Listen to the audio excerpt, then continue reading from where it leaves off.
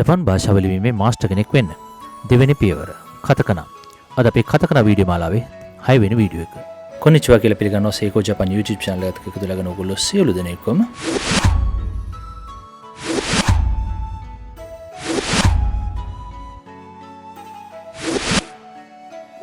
ඉතින් අපි අද ඉගෙන ගන්නේ කතකනා හෝඩියේ හාතීරුව. හාතීරුවේ විශේෂත්වය තමයි ඔයගොල්ලෝ හිනගනා හෝඩිය ඉගෙන ගත්ත තෙන් එකතු වෙලා හැදෙන දකුණු උච්චාරණය වගේම මරු එකතු වෙලා හැදෙන හන්දකුණු උච්චාරණයත් මෙහිදී ඉගෙන ගන්න ඕනේ. තෙන් එකතු වෙලා එහි දකුණු උච්චාරණ විදිහට බ උච්චාරණය හැදෙනවා. ඒ කියන්නේ බ බි බු බේ බෝ. ඒ වගේම මරු එකතු වෙලා හන්දකුණු උච්චාරණය වන ප උච්චාරණය හැදෙනවා. ප පි පු පේ පෝ කියන උච්චාරණය හැදෙනවා. හොඳයි අපි මුලින්ම බලමු හා අක්ෂර ලියන්නේ කොහොමද කියලා. පියවර 2යි. මීළඟට බලමු එහි දකුණු සහ හන්දකුණු උච්චාරණය. දකුණු උච්චාරණය වන්නේ තෙන් එකතු වෙලා හැදෙන බ කියන උච්චාරණය. හන්දකුණු උච්චාරණය මරු එකතු වෙලා හැදෙන ප කියන උච්චාරණය. මීළඟ අක්ෂරය හි. පියවර 2යි.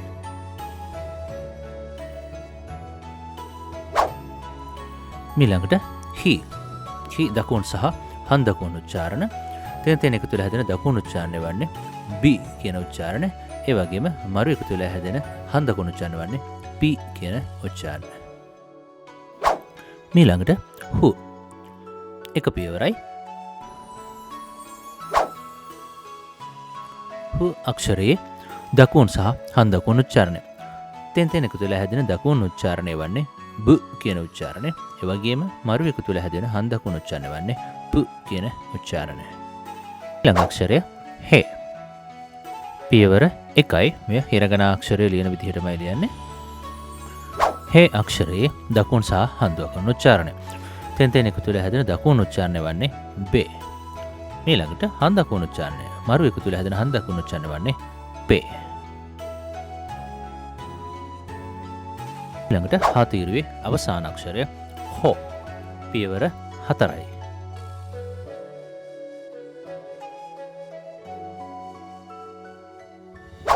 හෝ අක්ෂරයේ දකුණු සහ හන්දකුණු උච්චාරණය. තෙන් එකතු වෙලා හැදෙන දකුණු උච්චාරණය වන්නේ බො කියන උච්චාරණය. ඒ වගේම මරු එකතු වෙලා හැදෙන හන්දකුණු උච්චාරණය වන්නේ පො කියන උච්චාරණය. හොඳයි. ඉතින් ඔයගොල්ලෝ අද ඉගෙන ගත්තේ හාතීරුව සහ බ ප කියන තීරුව. ඉතින් අපි දැන් බලමු මේ වෙනකන් ඉගෙන ගත්ත කතකනා අක්ෂර වලින් ඔයගොල්ලන්ට කොයිතරම් දුරට කියවන්න පුළුවන්ද, කොයිතරම් දුරට අක්ෂර මතකද කියන එක.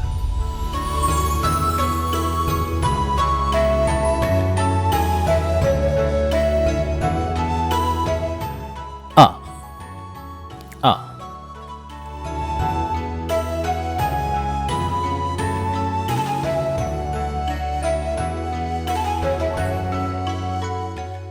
K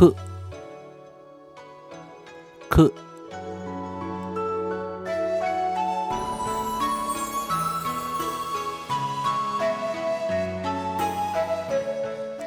G G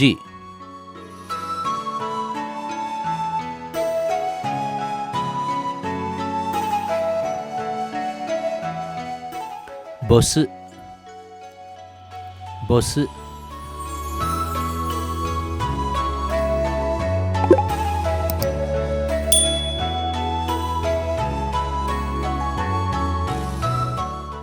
Boto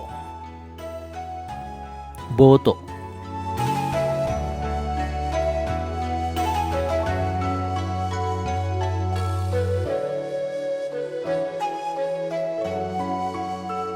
Cheese Cheese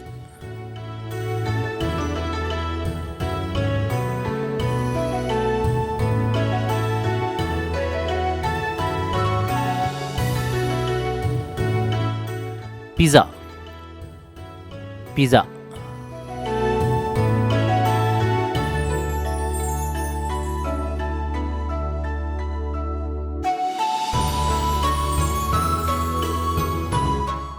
Bus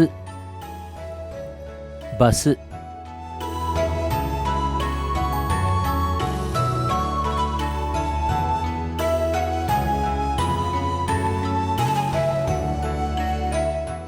potato potato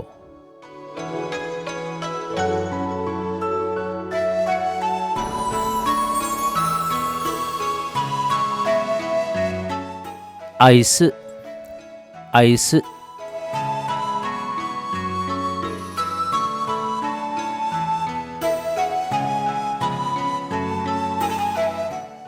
banana මේක බනන කියලා එහෙම කියවන්න එපා. න කියන උච්චාරණයක් ජපාන් වල නෑ. කියන එක ආ කියන නිසා banana.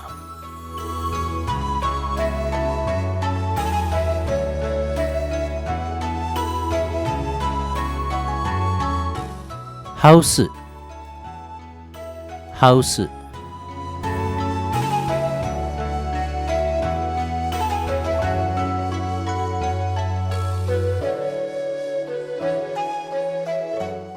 speech speech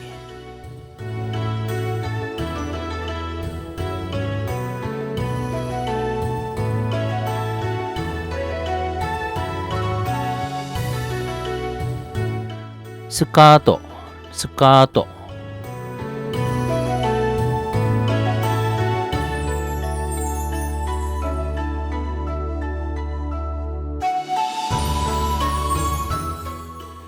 ホットケーキホットケーキ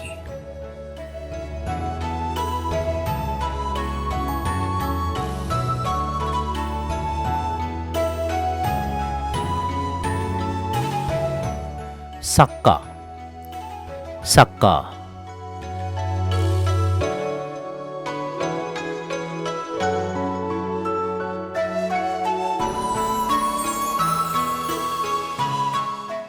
バスケバスケමේක බස්කෙට් බෝල් කියන එකේ කෙටි කරලා කියන වචන තමයි බස්කේ කියලා කියන්නේ. ඉතින් වෙනද වගේම අදත් සේකෝ ජපාන් YouTube channel එකත් එක්ක එකතු වෙලා හිටපු ඔයගොල්ලෝ සියලු දෙනෙක්ටම බොහොමත්ම ස්තුතියි. ඉතින් අද වීඩියෝ එකට ඔයගොල්ලන්ට ප්‍රයෝජනයක් වුණා කියලා දැනෙනවා නම් මේක ගොඩක් ඔයගොල්ලන්ට කියලා දෙන දේවල් තේරෙනවා කියලා හිතෙනවා නම් ඔයගොල්ලන්ගේ යාළුවන්ට ඒ වගේම තවත් ජපාන් ඉගෙන ගන්න ඉන්න අයට මේක අත්වැලක් වෙන්නට subscribe කරේ නැත්නම් මේ දැම්මම subscribe කරලා bell icon එකත් click කරලා තියාගන්න. ඉතින් මේ ළඟ වීඩියෝ එකෙන් හැමදෙරු ඔයගොල්ලෝ සියලු දෙනෙක්ටම සයෝනාරා